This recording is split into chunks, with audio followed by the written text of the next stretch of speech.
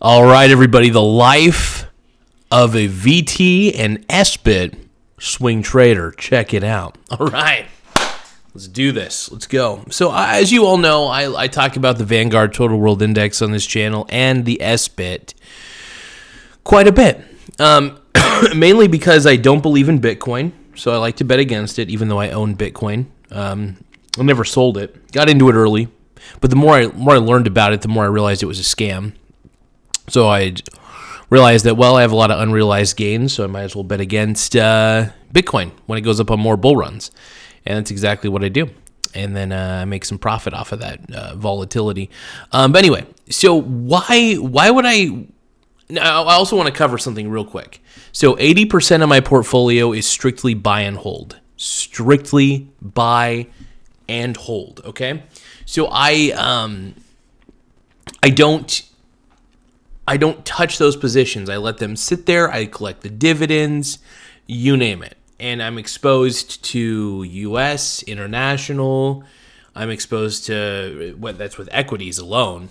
I'm exposed to bonds, U.S. and international as well. I'm exposed to commodities through various ETFs, you name it. But what I'm trying to get at is 80% of my portfolio is never sold. It is held, right? 80% of my portfolio stays where it's at no matter what happens because I have a very, very diversified portfolio, straight up. Now, you're probably thinking, why isn't the VT part of that diversified portfolio? Why isn't it one of the buy and holds? Well, actually, VT is actually a more brilliant swing trade than people can imagine. Also, it's safe. Here's the thing.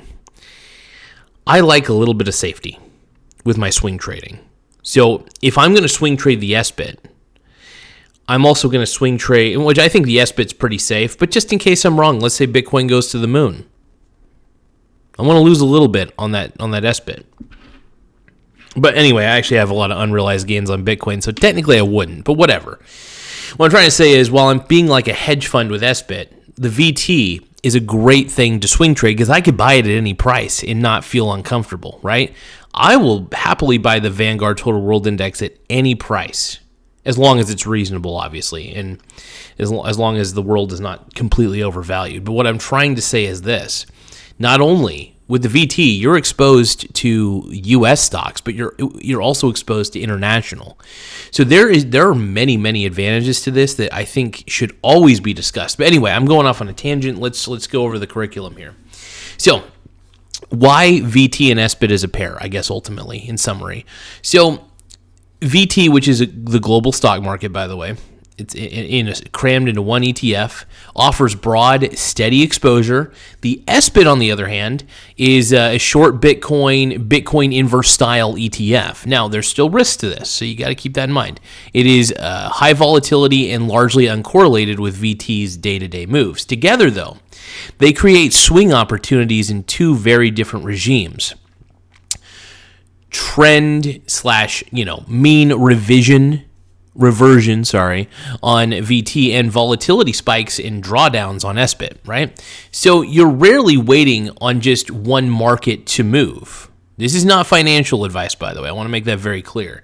So I always recommend talking to a financial advisor. Talk to them.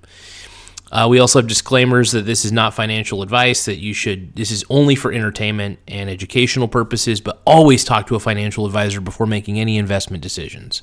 That's the smartest move I can recommend. Other than that, though, this is all just my opinion and my personal experience, and I just want to share it in video diarrhea it. Now, the Swing Trader's Toolkit, I guess you could say, is to keep it simple. Daily 4-hour charts, moving averages, blah, blah, blah, RSI for momentum. I don't really do that too much, but that's what some swing traders tend to do. I don't know. I only check. I want to say this. When you're a swing trader, you don't have the anxiety that a day trader would have, because a swing trader honestly is patient. A swing trader is meant to be patient with the swings. You just wait for the swings to happen. So if VT suddenly starts crashing, what am I going to do? Well, that's why I keep excess cash in my brokerage. I then buy slowly, trickle buy the VT on the dip. And as it keeps dipping, I keep buying because that is one of those things that I feel extremely comfortable in actually owning, because it's an entire ETF that contains over 10,000 holdings across the globe. So I'm literally owning world businesses, essentially. And that's why I love it so much, man. Let's see.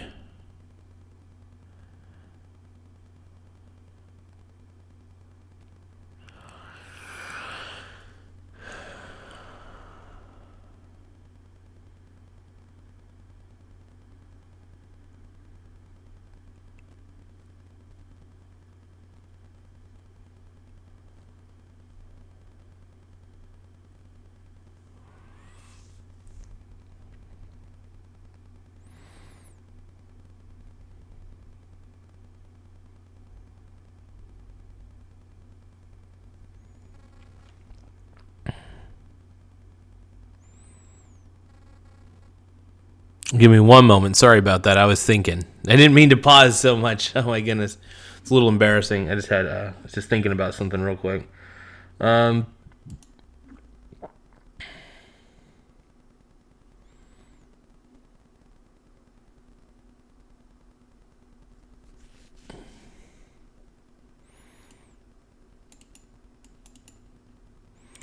But yeah, anyway, sorry about that. I'm just a little more off than I thought. Anyway, still overall, like, you know, the SBIT. One thing I like about VT actually is that the pullbacks are great. You know, I love buying the dip on the VT, whereas the SBIT, I love buying the dip on the SBIT as well.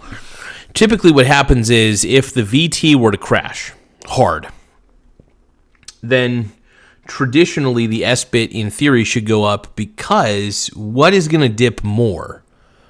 You got to ask yourself the question. If Vanguard Total World Index starts crashing, Bitcoin should, in theory, crash even harder than that. Because if the world economy is dipping, then in theory, so should Bitcoin. And I mean, it should dip pretty freaking hard in theory. You know, there's obviously risk in anything. I don't. As long as you're not selling these two things at a loss, you're pretty much good. Now, is there a possibility that you may incur a little bit of a loss? Sure, absolutely.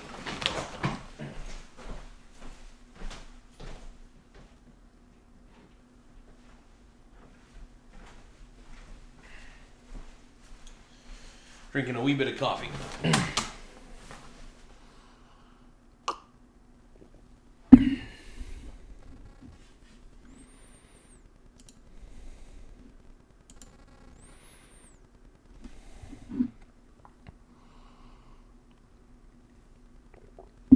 So what do you guys think about Bitcoin ultimately?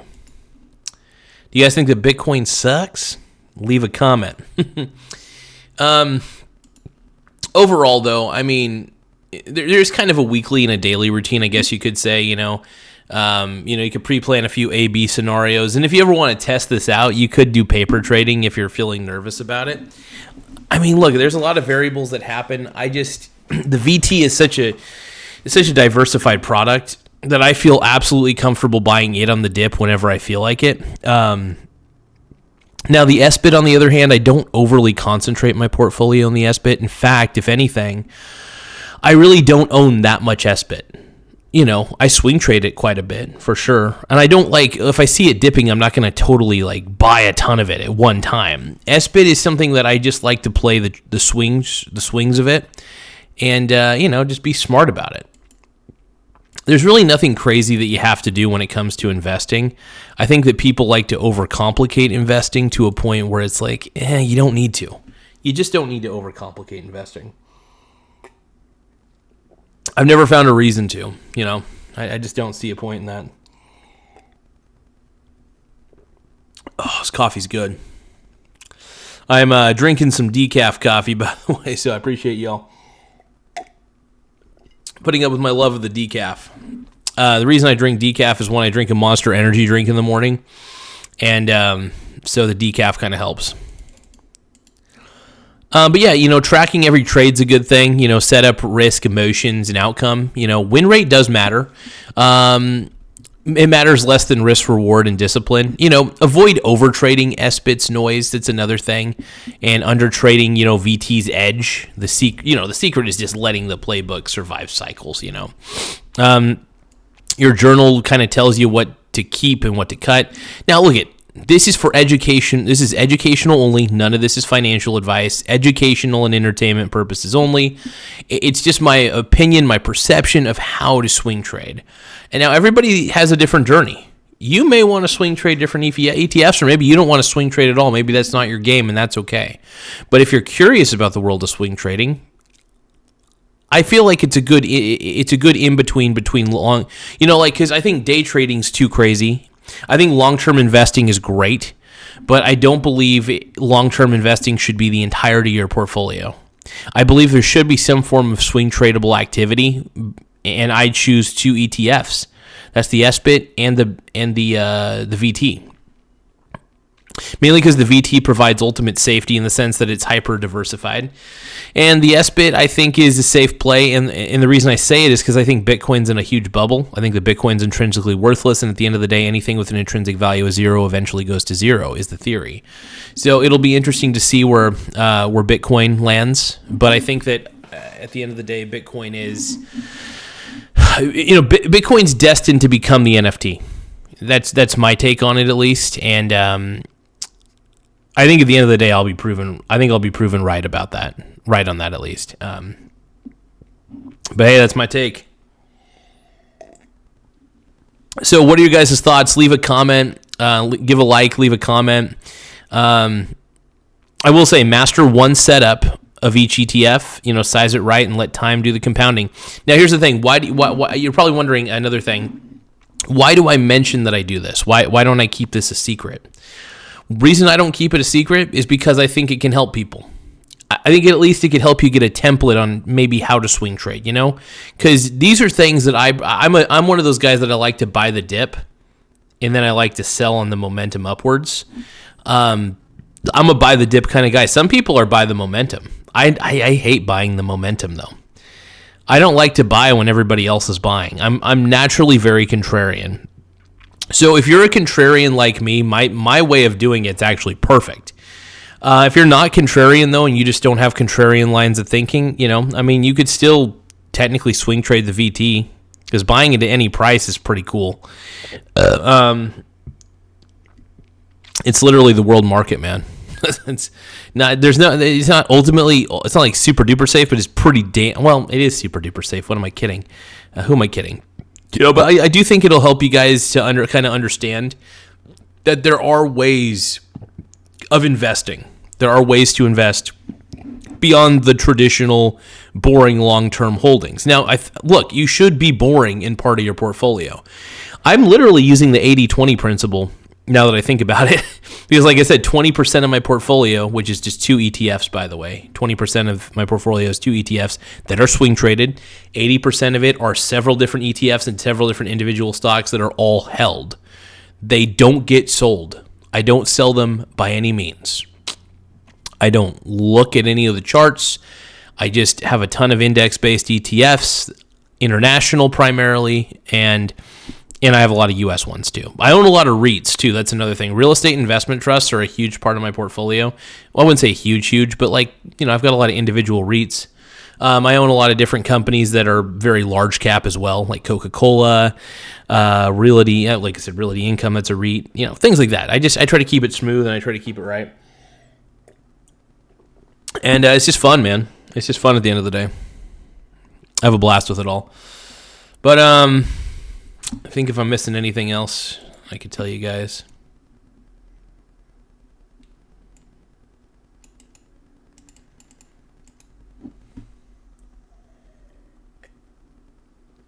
I think I just about covered it all. Yeah, I think I pretty much covered it all today, at least for this video. If you guys have any suggestions or ideas, feel free to leave those in a comment below too. I like to hear everybody's opinion on these things. Even if I don't agree with it, I don't really care if I agree with it. I like to open my mind to different perspectives, but, it's part of hypotheticals, man. You got to be able to see the point of view of things that you can't agree on. So it's just critical thinking right there. Anyway, I want to thank you guys. Make sure you guys smash, as Graham Stevens would say, smash that like button, smash that subscribe button. Yeah. Anyway, I'm your sophisticated coffee guy. Got my Spock mug. But I'll talk to you guys later. See you on the next episode.